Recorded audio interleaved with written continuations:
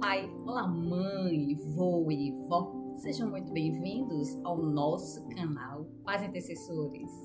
Será que em algum momento de nossas vidas já paramos para pensar como Jesus lidava com a ansiedade, a frustração e a injustiça? E se eu te dissesse que podemos aprender com ele a educar os nossos filhos de forma mais serena e sábia? Juntos iremos descobrir como a mente de Cristo pode transformar nossas famílias. Para quem ainda não me conhece, eu sou Marilyn, estudante do curso de Teologia, criadora de conteúdo, e aqui eu compartilho com pais e responsáveis sobre reflexões e orientações vindas da Palavra de Deus para o nosso dia a dia, como as Sagradas Escrituras que nos ajudam nessa grande caminhada como pais, sendo fiel a que o Senhor quer nos revelar. Ele enfrentou rejeições, traições, pressões sociais e espirituais e ainda assim permaneceu sereno, cheio de amor e sabedoria. Hoje, com insights do Dr. Augusto Cury, psiquiatra, professor e escritor, com 70 obras publicadas em mais de 70 países, inclusive obras que são estudadas em universidades, incluindo o programa de gestão da emoção, que é estudado na USP, para a formação de professores, para alunos, mestrandos e doutorandos de diversas áreas. E talvez o mais importante, ex-ateu.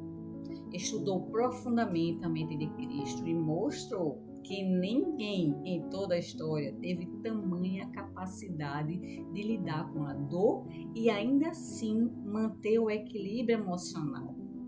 Vamos refletir sobre algumas dessas passagens bíblicas que revelam esse equilíbrio.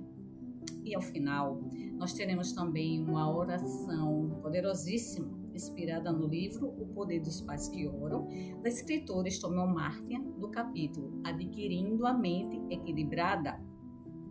Em uma live, Augusto Cury disse: quem foi Jesus Cristo sob a ótica da psiquiatria e da psicologia?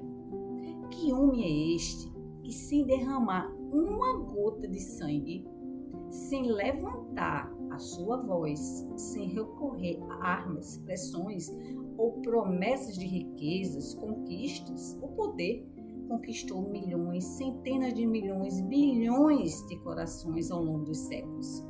Que mesmo os maiores gênios da humanidade, aqueles que conheceram as forças do universo físico, enfrentam limites quando se trata do universo mais complexo, a mente humana. Augusto Cury utiliza como exemplo a vida de Albert Einstein para poder ilustrar melhor esse ponto. Einstein, que revolucionou a física, também era pai.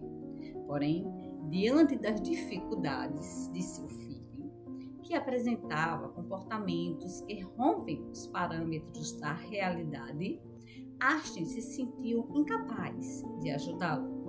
Sentiu vergonha e impotência e chegou ao ponto de internar o filho, praticamente sem visitá-lo depois.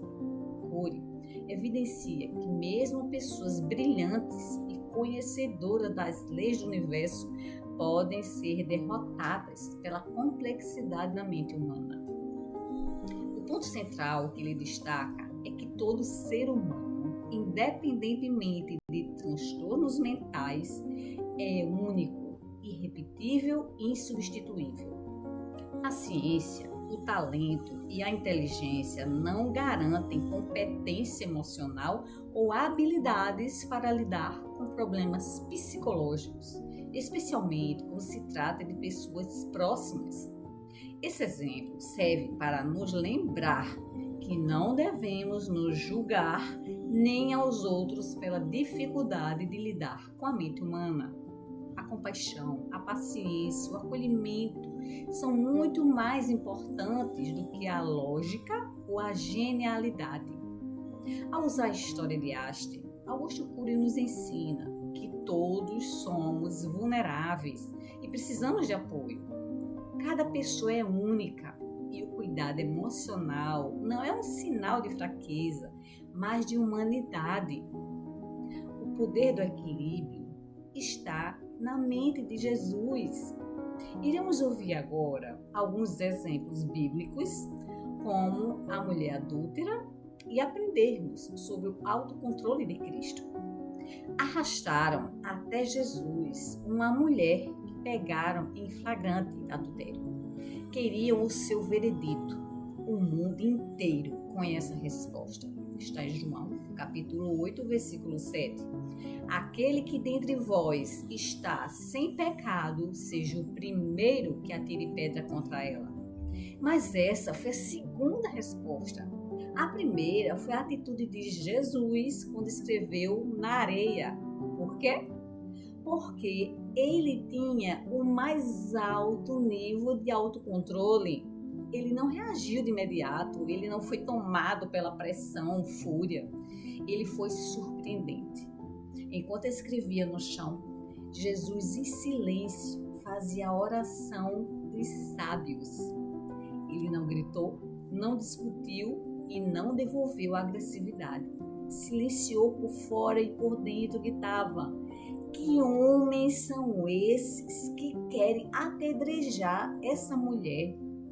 Sem conhecer suas lágrimas, suas dores, seus traumas, os abusos, os abandonos que ela sofreu. Se ele dissesse: apedrejem-na, destruiria o seu projeto de abraçar a humanidade com amor, pacificação e generosidade. Se dissesse: não apedrejem, seria acusado de romper a lei.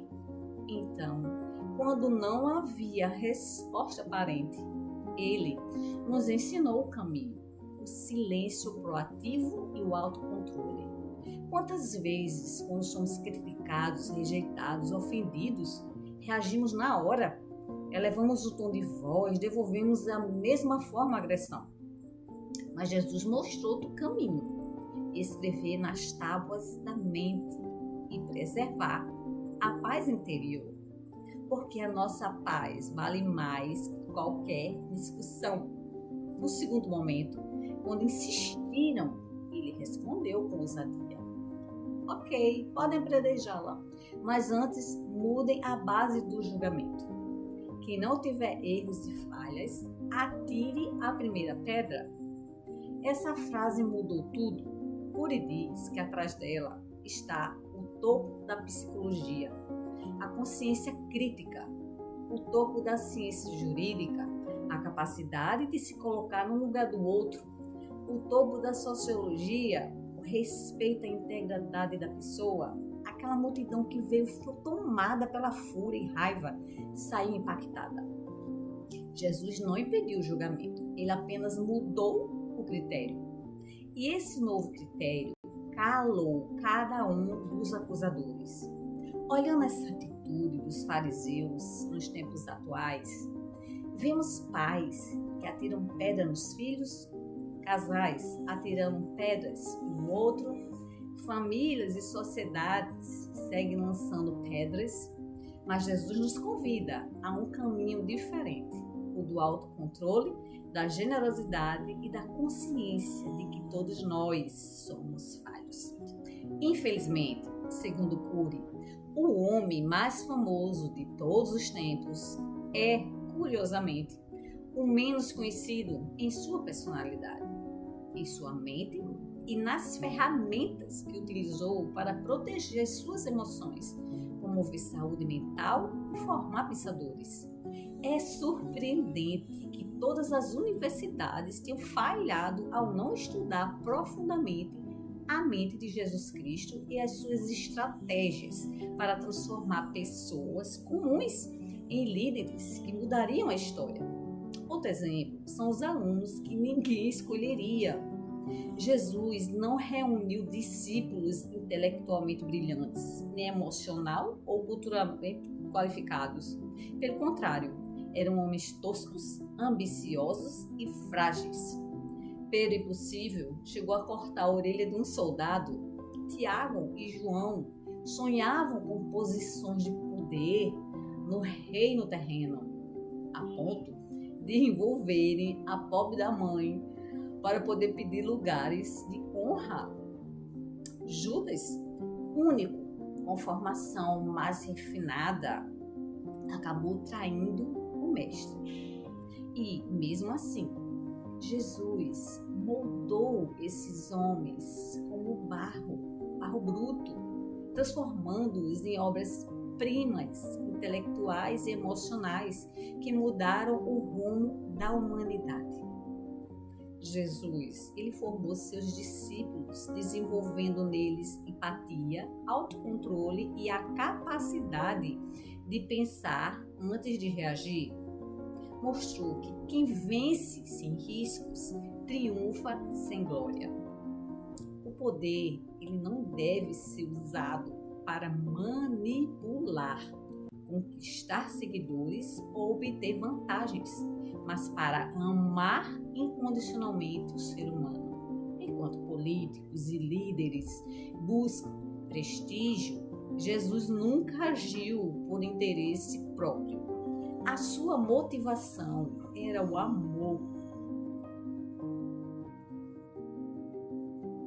Senhor, obrigado por nos prometer uma mente sadia. Solicito o cumprimento desta promessa para o Filho e peço que sua mente seja clara, alerta, inteligente e tranquila. Que não seja presa de confusão, embotamento, desequilíbrio, dispersão ou pensamento negativo. Peço que sua mente não se encha de pensamentos complexos ou confusos, mas que tu lhe deis clareza de raciocínio para que consiga sempre pensar corretamente. Dá-lhe capacidade de tomar decisões certas, de entender tudo o que precisa saber e de se concentrar no que precisa fazer. Onde houver qualquer tipo de instabilidade mental, debilidade ou disfunção, eu proclamo cura em nome de Jesus. Que ele seja renovado no espírito de seu entendimento e que tenha a mente de Cristo.